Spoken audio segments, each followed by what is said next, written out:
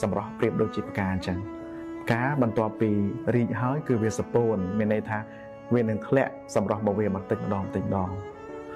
មនុស្សយើងក៏ដូចគ្នាសម្រាប់របស់យើងនឹងប្រែប្រួលទៅតាមពេលវេលាប្រែប្រួលទៅតាមអាយុ